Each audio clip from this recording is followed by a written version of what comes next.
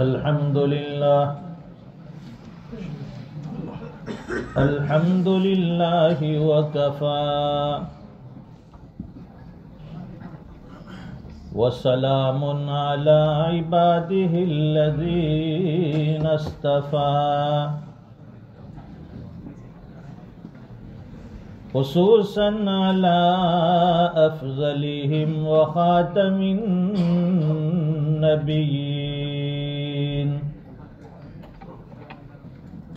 محمد الأمين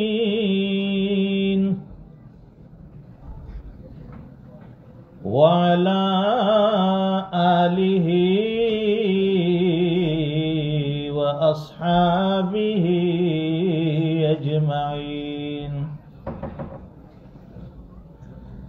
أما بعد فأعوذ بالله من الشيطان الرجيم. بسم الله الرحمن الرحيم.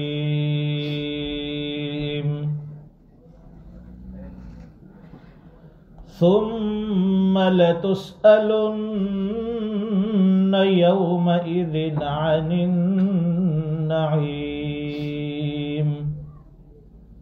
صدق الله العظيم. وقال النبي صلى الله عليه وسلم نعمتان مغبون فيهما كثير من الناس الصحة والفراغ. صدق رسوله النبي الأمي الحبيب الكريم ونحن على ذلك لمن الشاهدين والشاكرين والحمد لله رب العالمين.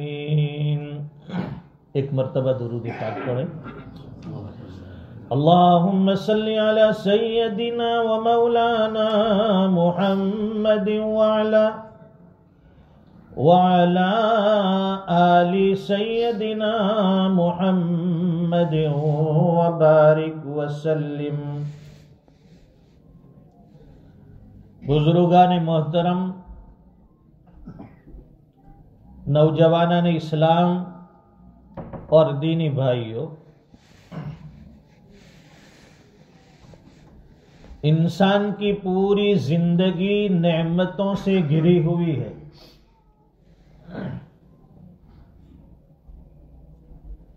24 گھنٹے کی جو زندگی اللہ نے ہمیں عطا فرمائی، یہ نعمتوں والی زندگی ہے. بلکہ یوں کہا جائے کہ پیدا ہونے سے لے کر آج تک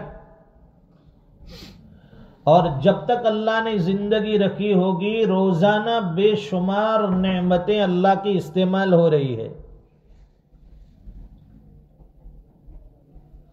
وہ پروردگار نعمتوں پر نعمتیں لٹاتا جاتا ہے اور بندہ نافرمانی پہ نافرمانی کرتا جاتا ہے.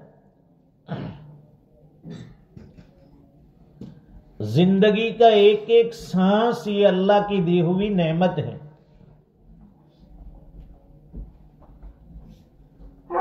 یہ سانس چل رہی ہے تو انسان اس جہاں میں ہے، بند ہو گئی تو اس جہاں میں چلا جائے گا.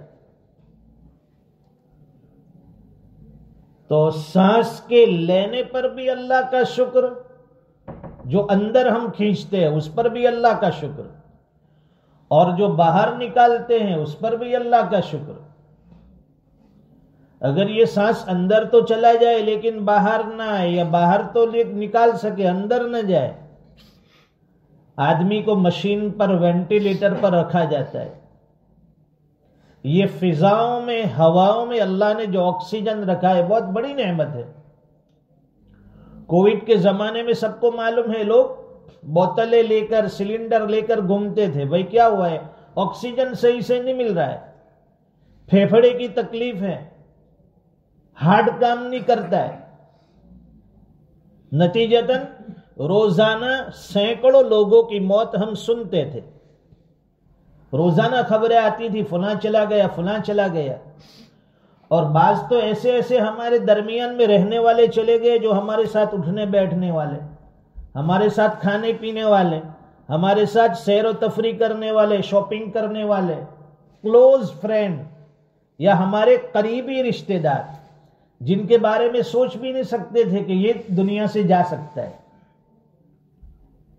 ایک دو دن معمولی سا بخار آتا ہے، سانس لینے میں تکلیف ہوتی ہے، آدمی دنیا سے چلا جاتا ہے۔ تو سوچئے کہ اللہ تعالیٰ نے یہ کتنی قیمتی زندگی عطا فرمائی۔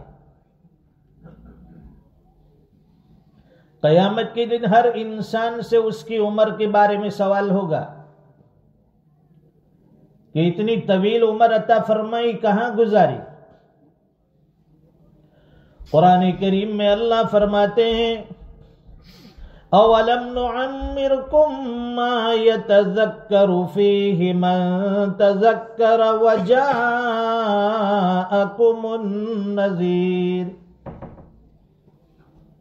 کیا ہم نے تمہیں اتنی عمر عطا نہیں کی، کیا ہم نے تمہیں اتنی زندگی عطا نہیں کی کہ اس میں اگر کوئی نصیحت حاصل کرنے والا نصیحت حاصل کرنا چاہتا تو وہ حاصل کر لیتا۔ وَجَاءَكُمُ النَّذِيرُ، اور پھر نصیحت حاصل کرنے کے لیے ڈرانے والے بھی ہم بھیجتے رہے، کبھی نبی کی رسول کی شکل میں، کبھی کتاب اللہ کی شکل میں، کبھی تمہاری اولاد کی شکل میں، کبھی تمہارے پوتوں کی شکل میں، مختلف طریقے سے ڈرانے والے آتے رہے، نصیحت کرنے والے آتے رہے۔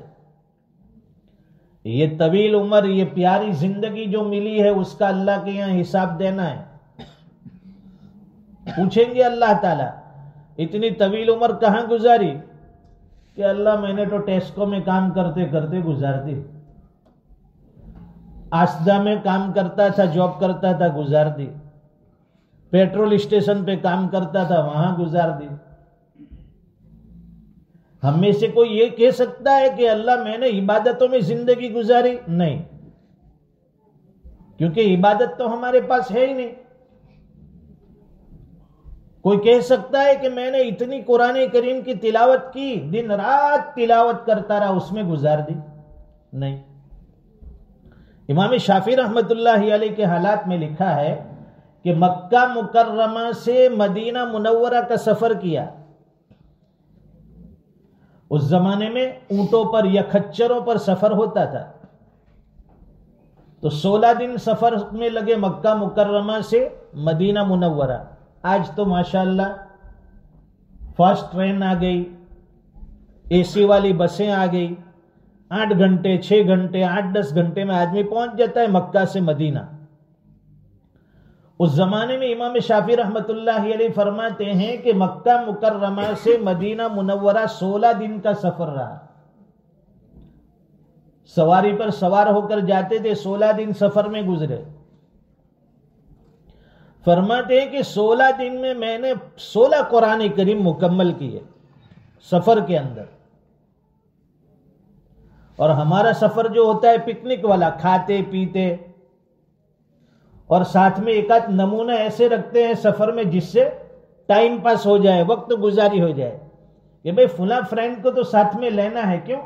بہت بھاری ٹائم پاس ہے، عجیب عجیب باتیں کرتا ہے، جوک لگاتا ہے، جوک سنتے سنتے سفر کٹ جائے گا۔ تو ہمارا تو سفر اس طرح سے ہم کرتے ہیں کہ ہمارا ٹائم پاس ہو جائے، کیسے ہو جائے۔ اور یہ اہل اللہ جو سفر کرتے ہیں تو ان کا سفر اس انداز میں ہوتا ہے کہ تلاوت قرآن، اللہ کا ذکر۔ ہمارے ایک بزرگ کے بارے میں ہم نے سنا کہ وہ سورت سے سفر کرتے ہیں بمبئی کے لیے، سورت سے بمبئی کا سفر 5-6 گھنٹے لگتے ہیں، جانے اور آنے میں ایک قرآن کریم مکمل کر لیتے۔ یہ دل میں ذوق ہونا چاہیے نیکیوں کا۔ یہ ساری چیزیں کب ہوگی؟ جب ہمارے دلوں میں ذوق ہوگا نیکیوں کا۔ پیسے کمانے کا ذوق ہے تو ہم اس کے لیے گھنٹوں محنتیں کرتے ہیں. اگر کسی آدمی کے دماغ میں آ گیا کہ مجھے اپنا گھر خریدنا ہے، اس کے لیے وہ دن رات محنت کرے گا، کیسے بھی کر کے میں اس کے پیسے جمع کروں. کیوں؟ اس لیے کہ مجھے اپنا ذاتی مکان لینا ہے. اگر یہی ذہنیت بن جائے، اگر دل دماغ میں یہی بات بیٹھ جائے کہ مجھے اپنی آخرت بنانی ہے، مجھے اپنی قبر بنانی ہے، تو پھر آدمی نیکیوں میں لگ جاتا ہے. تو قرآن کریم میں اللہ فرماتے ہیں کہ اللہ تعالیٰ قیامت کے دن انسان سے ہر چیز کا سوال کریں گے، پوچھیں گے عمر کہاں گزاری، اتنی بڑی عمر عطا فرمائی. پھر جوانی کے بارے میں سوال ہوگا کہ جوانی اتنی خوبصورت دی، اتنی طاقتور دی، وہ تو کہاں گزار کیا ہے. اب ہماری جوانی ہم نے کیسے گزاری ہم جانتے، اور لکھنے والے فرشتے جانتے، اللہ جانتے. جوانی ہمیشہ آدمی کی لہو و لعب میں، گناہوں میں، عیاشی میں اور نہ جانے کیسی کیسی چیزوں میں گزر جاتی ہے. اسے احساس نہیں ہوتا، اندازہ نہیں ہوتا. اور اگر اسے سمجھایا بھی جائے کہ اللہ نے بڑی قیمتی جوانی عطا فرمائی ہے، قدر کر لے اس کی، چھوڑ دے گناہ، چھوڑ دے نافرمانی، تو وہ کہنے لگتا ہے کہ ابھی تو جوانی کے دن ہے، ابھی تو مزے کے دن ہے، مزے کر لینے دو، بوڑھاپا آئے گا مسجد کا کونا پکڑ لیں گے. کسی خاکی پہ مت کر خاک اپنی زندگانی کو، اور جوانی کر فدا اس پر کہ جس نے دی جوانی کو. یہ جوانی اللہ کی دی ہوئی امانت ہے، یہ کسی مخلوق کی دی ہوئی چیز نہیں ہے. جس اللہ نے جوانی دی اسی اللہ کے لیے اپنی جوانی کو خرچ کر دو، اپنی جوانی کو لگا دو اللہ کے راستے میں، اللہ کے دین کے لیے، اللہ کی عبادتوں کے لیے. اور پھر سوال ہوگا مال کے بارے میں. اللہ پوچھیں گے ہم نے تمہیں اتنا مال دیا، مال تم نے کہاں سے کمایا؟ پہلا سوال یہ، مال کہاں سے کمایا، کہاں سے جمع کیا اتنا سارا مال؟ قارون بھی اسی پر اتراتا تھا، مال دولت پر. موسیٰ علیہ السلام نے سمجھایا تھا کہ بھائی یہ مال اللہ کی امانت ہے. کہا کہ میں نے تو اپنے دماغ سے، اپنی طاقت سے یہ مال جمع کیا ہے، اپنی محنت سے جمع کیا ہے. پھر کیا ہوا؟ اسی کے مال کے ساتھ اس کو زمین میں دھسا دیا. تو مال کے بارے میں اللہ پوچھیں گے کہ یہ مال کہاں سے تو نے کمایا؟ ایسا نہیں کہ جہاں سے آتا ہو وہ آنے دو، نہ حلال کی تمیز، نہ حرام کی تمیز، نہ مشتبہ چیزوں کی تمیز. تو یہ بھی قیامت کے دن سوال ہونا ہے. بہت سا مال مل جائے اس کا مطلب یہ نہیں ہے کہ ہم قسمت والے بن گئے. اور اللہ کے یہاں یہ کوئی قاعدہ قانون نہیں ہے کہ امیروں کی وہاں آؤ بھگت ہوگی، وہاں عزت ہوگی. جتنا بڑا سیٹ ہوگا، جتنا بڑا مال و دولت والا ہوگا، اس کی مغفرت جلدی ہوگی، بلکہ اس کو تو اور زیادہ حساب دینا پڑے گا. آ جاؤ فیکٹریوں کا حساب دو، کارخانوں کا حساب دو، فلاں پراپرٹی کا حساب لاؤ، بینک بیلنس ہے اس کا حساب لاؤ. یہاں تو آدمی چارٹر اکاؤنٹ کے ذریعے کیسے بھی فائل بنا لیتا ہے. سی اے کو پکڑ کے بھئی اس طرح سے اس میں ملا دینے، کیسے بھی کر کے حساب جوڑ دے، سال کے آخر میں مجھے یہ ریٹرن فائل جمع کرنی ہے.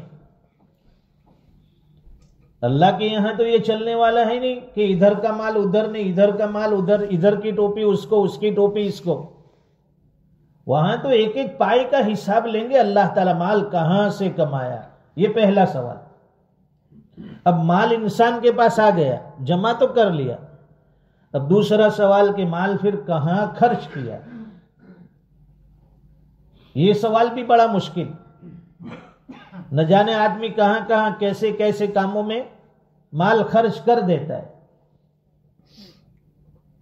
اور پھر اللہ تعالیٰ علم کے بارے میں سوال کریں گے کہ ہم نے تجھے جو علم عطا کیا جو تجھے فہم عطا کی، سمجھ بوجھ عطا کی، سمجھنے کی صلاحیت عطا کی، وہ علم تو نے کہاں خرچ کیا، اس پر کتنا عمل کر کے آیا تو؟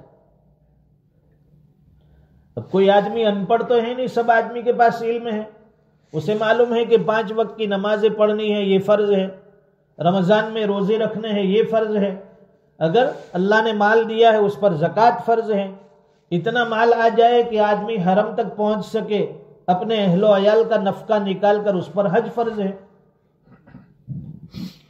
یہ سارا علم اللہ نے عطا فرمایا ہے ہمیں، جائز کا، ناجائز کا، حلال کا، حرام کا،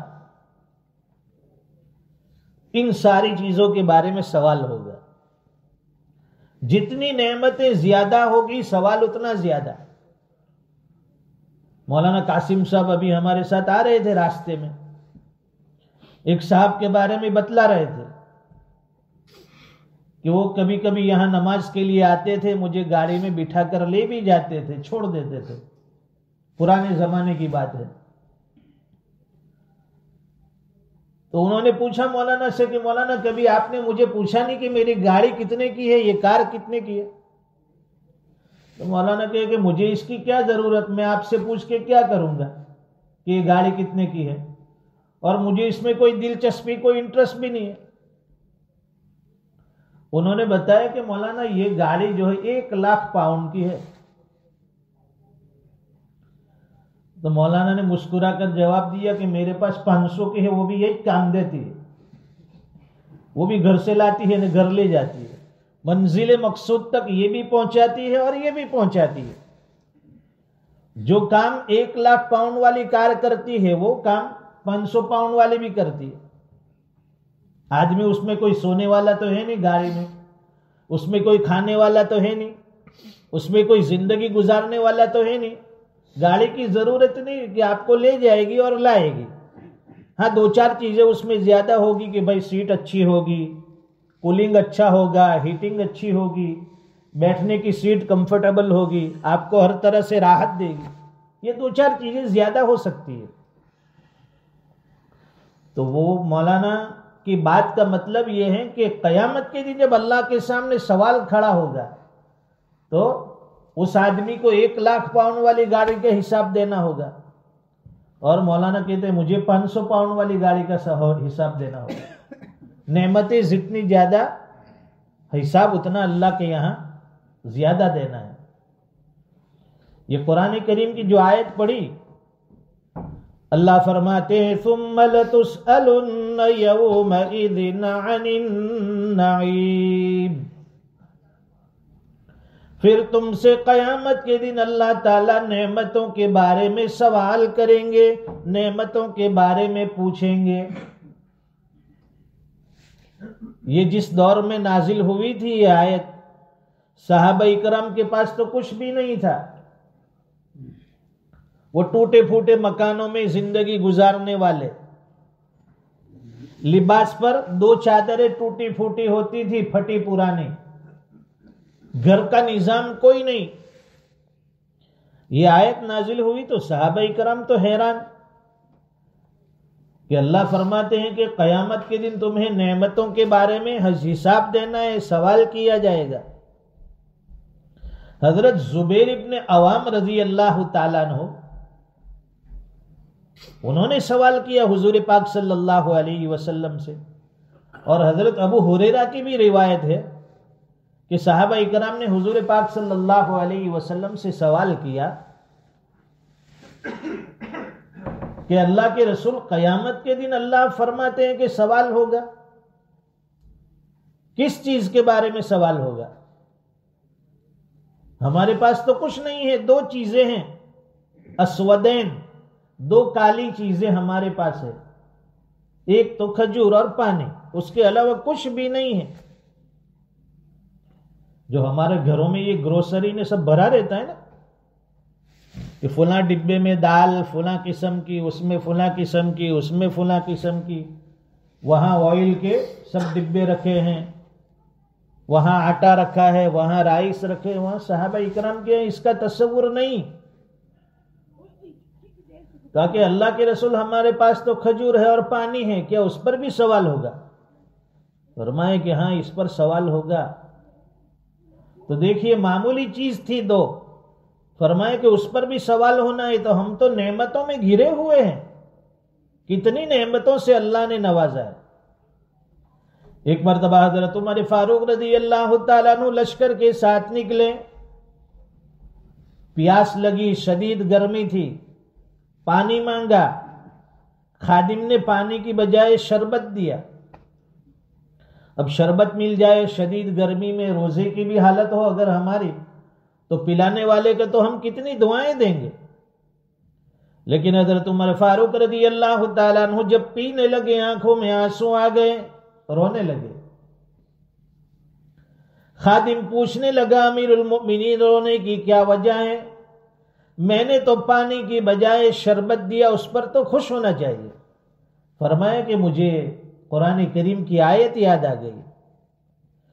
قرآن کریم میں اللہ فرماتے ہیں اذهبتم طیباتکم فی حیاتکم الدنیا واستمتعتم بها، کہ قیامت کے دن کہیں اللہ یہ نہ فرما دے کہ تمہاری پسند کی چیزیں، تمہاری چاہت کی چیزیں ہم نے تمہیں دنیا میں عطا کر دی، اب آخرت میں تمہارا کوئی حصہ نہیں. اس سے میں ڈرتا ہوں. ہم تو نعمتیں استعمال کر رہے ہیں، دسترخوان پر کتنی نعمتیں، لیکن کبھی کوئی شکر گزاری کی توفیق ہمیں نہیں ہوتی. اور نعمتوں کے ملنے پر آدمی شکر ادا کرتا ہے، اللہ نعمتیں اور دیتے. لَإِن شَكَرْتُمْ لَأَزِيدَنَّكُمْ وَلَئِن كَفَرْتُمْ إِنَّ عَذَابِي لَشَدِيدٌ. اے میرے بندے میری دی ہوئی نعمتوں پر شکر ادا کرے گا، میں تجھے نعمتیں اتنی دوں گا کہ تو لیتے تھک جائے گا، میں دیتے نہیں تھکوں گا. وَلَئِن كَفَرْتُمْ إِنَّ عَذَابِي لَشَدِيدٌ. اور اگر میری دی ہوئی نعمت کی ناشکری کرے گا، ناقدری کرے گا، میں دی ہوئی نعمتیں چھین لوں گا. نعمتیں دینا بھی جانتا ہوں، نعمتیں لینا بھی جانتا ہوں.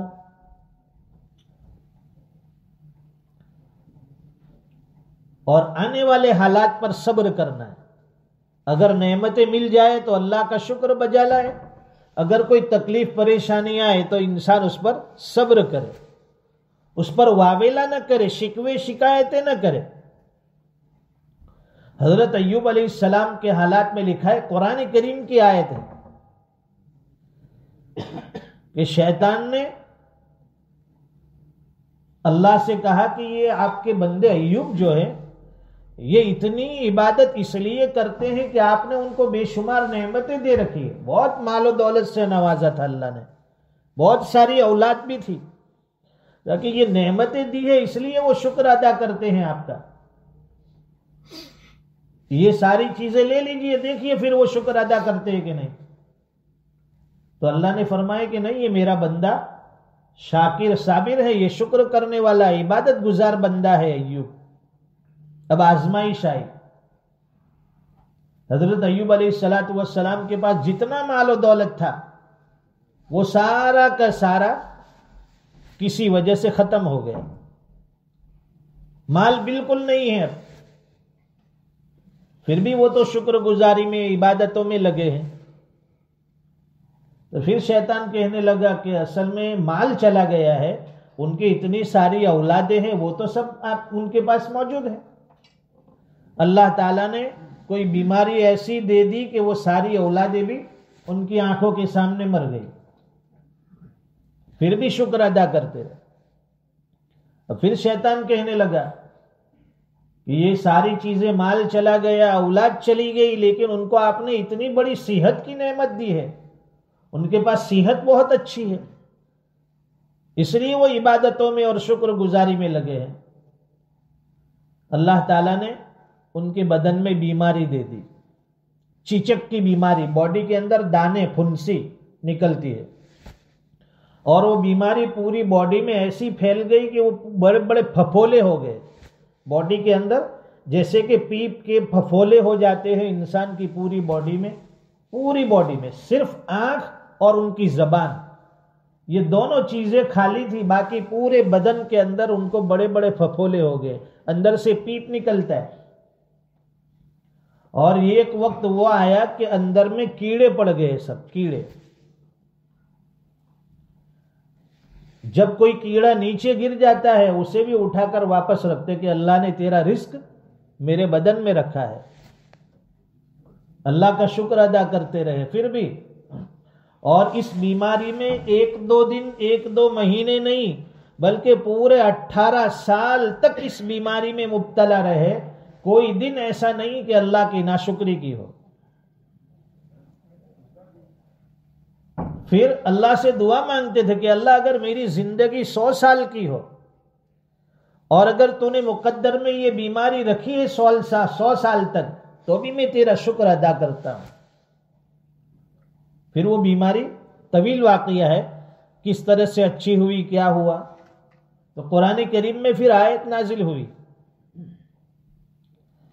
کہ ہمارا بندہ ایوب جو ہے بڑا صابر ہے، نعم العبد، کہ بہت شکر گزاری کرنے والا۔ انا وجدناہ صابرا، کہ ہم نے اپنے بندے ایوب کو صبر کرنے والا پایا، مصیبتوں میں، آزمائشوں میں، بیماریوں میں اللہ کے سامنے صابر پایا۔ نعم العبد، کتنا اچھا بندہ ہے، انہ اواب، اور اللہ کی طرف رجوع کرنے والا بندہ ہے۔ انسان کو جب اللہ سے محبت ہو جاتی ہے نا، پھر اس کے لیے شکر بھی آسان اور مصیبتوں پر صبر بھی آسان۔ ایک اللہ والے راستے سے گزر رہے تھے، مختصر بات کر کے انشاءاللہ دعا کر لیں۔ اللہ والے راستے سے گزر رہے تھے، سامنے سے ہسبینڈ وائف، ایک میاں بیوی کا جوڑا آ رہا تھا، نیو کپل۔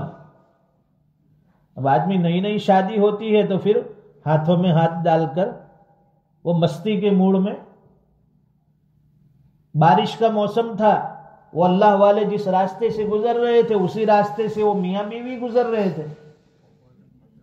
ان کی جوتی کی وجہ سے، یعنی چلنے کی وجہ سے، جوتی سے 2-4 چھینٹے وہاں پانی کے اور کیچڑ کے اس عورت کے اوپر، یعنی اس کی بیوی کے کپڑے کے اوپر گرے۔ اب وہ تو غصے میں آ گیا، وہ اللہ والے کے اوپر بھڑک گیا، غصے میں آ گیا، اور اس نے غصے میں آ کر اس بزرگ کو ایک تماچا رسید کر دیا، ایک تھپڑ لگا دی۔ اللہ والے آدمی ہوتے، بدلہ نہیں لیتے، ہر جگہ ہاتھوں کا جواب ہاتھوں سے اور پتھر، اینٹ کا جواب پتھر سے دینا، یہ کوئی عقل مندی کی بات، بہادری کی بات نہیں ہوتی۔ کوئی آپ کو ایک تماچا مار دے، اس کا مطلب یہ نہیں کہ آپ بھی اس کو مارو، مار سکتے ہیں، لیکن ہر جگہ انتقام اور بدلہ یہ ضروری نہیں ہوتا، بعض معاملے اللہ کے حوالے کر دو۔ ایک تھپڑ لگایا، وہ اللہ والے نیچے نگاہ کر کے خاموشی سے وہاں سے چلے گئے، کوئی جواب نہیں دیا۔ آگے گئے تو وہاں سامنے جلیبی اور دودھ کی دکان تھی، گرم گرم دودھ ملتا ہے۔ وہ دکان والا گرم گرم دودھ ابال رہا تھا، اس نے نیت کی تھی کہ آج سردی بڑے کڑاکے کی ہے، بڑی سردی ہے، جو بھی اللہ کا بندہ پہلے مجھے نظر آئے گا میں اسے اللہ کے لیے دودھ پلاؤں گا۔ تو وہ بزرگ تھپڑ کھانے کے بعد اسی راستے سے جا رہے تھے، دکاندار نے بلایا، بٹھایا کہ حضرت بیٹھیے، گرم گرم دودھ کا پیالہ دیا، حضرت پیجیے۔ وہ دودھ کا پیالہ پیا، اس کے بعد پھر وہاں سے آگے رخصت ہوئے، آسمان کی طرف ہاتھ اٹھا کر اللہ سے کہنے لگے کہ اللہ تیری بھی عجیب شان ہے، کبھی تو تھپڑ لگواتا ہے اور کبھی گرم گرم دودھ کا پیالہ پلاتا ہے۔ اب وہ میاں بیوی جو تھے وہ وہاں سے بزرگ کو تھپڑ لگا کر گھر پہنچے۔ جس نے تھپڑ لگایا تھا وہ ہسبینڈ، وہ شوہر، وہ گھر کے اوپر کی منزلے پر زینے کے اوپر سے چڑھنے لگا، سیڑھی کے اوپر، اس کا پیر وہاں سے پھسل گیا، وہ گردن کے بل نیچے گرا زمین پر، گردن ٹوٹ گئی اور اسی جگہ پر اس کا دم نکل گیا، مر گیا۔ اس کی بیوی جو تھی وہ شور مچانے لگی کہ ابھی کچھ دیر پہلے یہ واقعہ ہوا ہے، انہوں نے کسی آدمی کو ایک تماچا لگایا، شاید اسی نے کوئی بد دعا کر دی۔ لوگ پہنچے اللہ والے کے پاس، بزرگ کے پاس، کہا کہ آپ نے اس کے لیے بد دعا کیوں کر دی؟ تو بزرگ فرمانے لگے کہ میں نے تو کوئی بد دعا نہیں کی، اصل میں وجہ یہ ہے کہ اس بندے کو اپنی بیوی سے محبت تھی، تو اس نے بیوی کی طرف سے بدلہ لیا اور مجھے تماچا مار دیا، اور مجھ سے میرے پروردگار کو محبت ہے، جب مجھے تکلیف پہنچی تو میری طرف سے میرے پروردگار نے بدلہ لے لیا۔ تو اس لیے انتقامی کارروائی نہ کرے، جذبات میں نہ آئے۔ ہم لوگ بہت جلدی تیش میں آ جاتے، آستین چڑھتے ہیں، چھوڑ دے مجھے، چھوڑ دے، ہوتا کچھ نہیں ہے، کوئی پکڑنا مت مجھے، ارے کسی نے پکڑا نہیں ہے، چلنے بھائی، کچھ نہیں ہوگا، بس خالی خالی دادا گیری کہتے نا، یہاں تو کم ہے، وہاں ہمارے یہاں انڈیا میں تو خالی خالی وہ ادھر سے نکلے گا، وہ ادھر سے نکلے گا، کوئی مجھے پکڑنا مت، حالانکہ کسی نے پکڑا نہیں ہے۔ تو ہر جگہ انتقامی جذبہ اچھی چیز نہیں ہے۔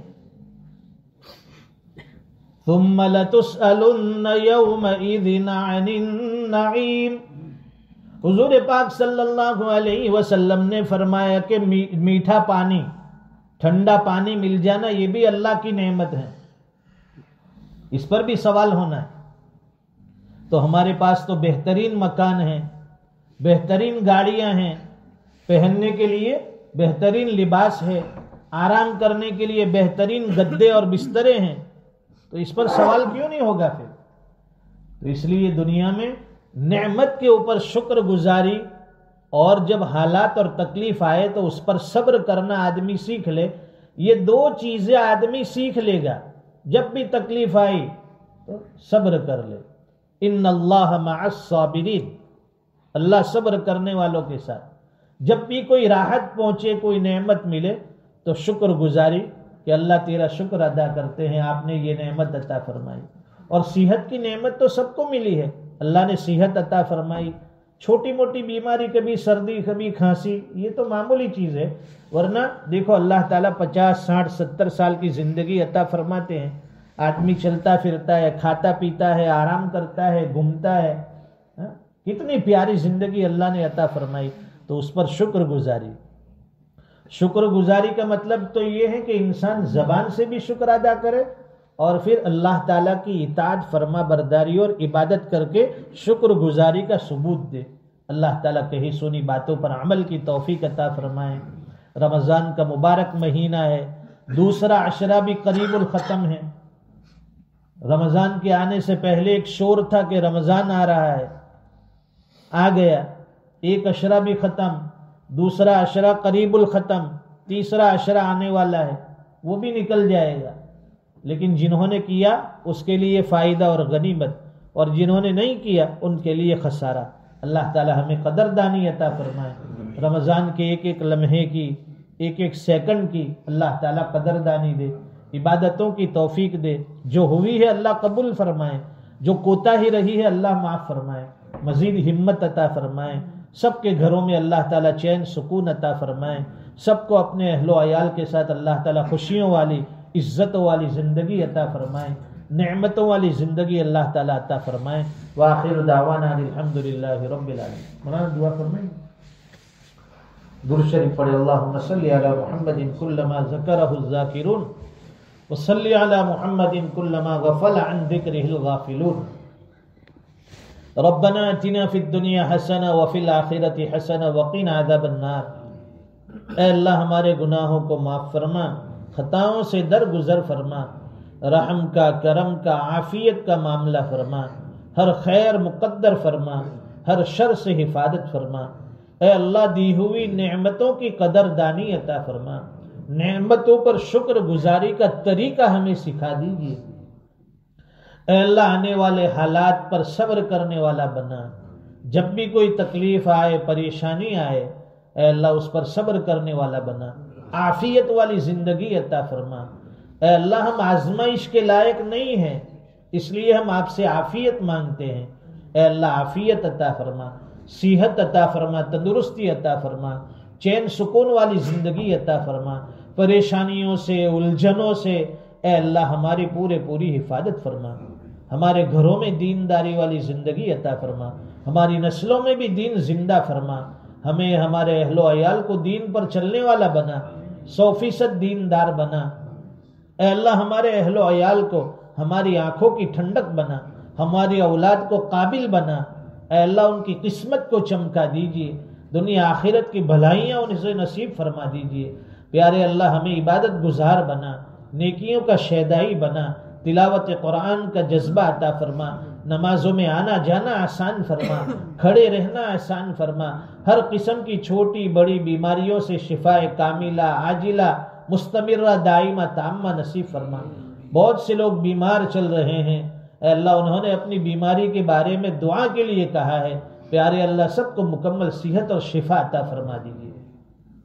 پورے عالم کے مسلمانوں کی جان مال عزت آبرو ایمان اور اسلام کی حفاظت فرما، پریشان حالوں کی پریشانیاں دور فرما دے، حاجت مندوں کی ضرورتیں پوری فرما، مقروضین کے قرضے کی ادائیگی کی آسان سبیل و شکلیں پیدا فرما، دنیا سے ایمان پر جانے والوں کو جنت الفردوس عطا فرما، ہمارے مرحومین کی مغفرت فرما، ان کے درجات بلند فرما، اعلیٰ علیین میں بہترین جگہ عطا فرما، ہمیں بھی موت کے آنے سے پہلے موت کی صحیح تیاری نصیب فرما۔ اے اللہ کلمہ ایمان والی موت عطا فرما، آپ کی رضامندی والی موت عطا فرما، ہماری اولادوں کو نیک صالح بنا۔ اے اللہ جن کی اولاد نکاح کی عمر کو پہنچ گئی ہے، رشتہ نہیں مل رہا ہے، پیارے اللہ ان کو نیک صالح جوڑ عطا فرما دیجیے۔ جن کی اولاد نکاح کے بندھن میں بندھی ہے لیکن ان کی اولاد ان کی گود خالی ہے اولاد کی نعمت سے، ان کی گود کو ہرا بھرا فرما دیجیے۔ جن کی اولاد تو ہے لیکن نافرمان ہے، ان کو اپنے والدین کا مطیع و فرما بردار بنا۔ پیارے اللہ پاکیزہ زندگی عطا فرما۔ یہ رمضان کا کتنا مبارک مہینہ آپ نے عطا فرمایا، اے اللہ کتنا مبارک مہینہ، دن رات آپ کی رحمتوں کی برکھا برستی رہی، مغفرت کی برکھا برستی رہی، آپ کی رحمتیں لٹائی جا رہی ہے۔ اے اللہ ہمیں بھی اس سے فیضیاب ہونے والا بنا، مغفرت سے ہمارے دامن کو ہماری جھولی کو بھر دیجیے۔ اے اللہ مغفرت عطا فرما دیجیے، ہمیں معاف فرما دیجیے، ہمارے والدین کو معاف فرما، ہمارے اہل و عیال کو معاف فرما، پوری امت کو معاف فرما دے، باقی دنوں کی قدر دانی عطا فرما، روزے رکھنا ہمارے لیے آسان فرما، نمازیں پڑھنا ہمارے لیے آسان فرما، تلاوت قرآن ہمارے لیے آسان فرما، جو بھی نیکیاں ہو سکتی ہیں اللہ ہر نیکی میں آگے بڑھ کر حصہ لینے والا بنا، نیکیوں کا خوگر بنا، مسجدوں کا کھوٹا بنا دے، 100% نمازی بنا دے، 100% مسلمان بنا دے، 100% دیندار بنا دے۔ اے اللہ آپ کی محبت عطا فرما، آپ کی ذات سے والہانہ محبت عطا فرما، آپ کے حبیب کی سنتوں کا متوالا بنا، سنتوں کا عامل بنا۔ اے اللہ پوری زندگی سنتوں والی ہمیں نصیب فرما دیجئے، ہمارے اخلاق درست فرما دیجئے، ہماری نیتوں کو درست فرما دے، اخلاص اور للہیت عطا فرما، بے گھروں کو گھر عطا فرما، بے روزگار کو روزگار عطا فرما، بے دکانوں کو دکان عطا فرما، بے سہاروں کو سہارا عطا فرما، بے مکانوں کو مکان عطا فرما، جس کی جو جائز حاجتیں ہیں پوری فرما۔ پیارے اللہ ماں بہنوں نے بھی ہاتھ اٹھائے ہیں، اے اللہ ان کی بھی مانگتیں پوری فرما، ان کی بھی خدمات قبول فرما، ان کی بھی دعائیں قبول فرما، ان کی بھی عبادتیں قبول فرما۔ اے اللہ ہمیں بار بار نیکیاں کرنے والا بنا، بار بار تجھ سے مانگنے والا بنا، بار بار تیری طرف متوجہ ہونے والا بنا۔ اے اللہ گناہ کرتے کرتے تھک گئے ہیں، اے اللہ گناہ کرتے کرتے تھک گئے ہیں، کوئی سہارا نہیں ہے، کوئی در نہیں ہے جو ہمیں معاف کر سکے، آپ معاف کرتے ہیں اور کرتے چلے آئے ہیں۔ اے اللہ آئندہ بھی ہمیں معافی کا دامن نصیب فرما دیجیے، گناہوں والی زندگی سے دور فرما دیجیے، نیکیوں والی زندگی کا قرب عطا فرمائیے۔ اے اللہ جو مانگا وہ عطا فرما دے، مانگنے سے رہ گیا بغیر مانگے اپنے فضل و کرم سے اس سے بہتر و بڑھ کر عطا فرما۔ دعائیں اپنے فضل و کرم حبیب پاک صلی اللہ علیہ وسلم کے صدقے قبول و منظور فرما۔ ربنا تقبل منا انك انت السميع العليم وتب علينا انك انت التواب الرحيم وصلى الله على النبي الكريم آمين برحمتك يا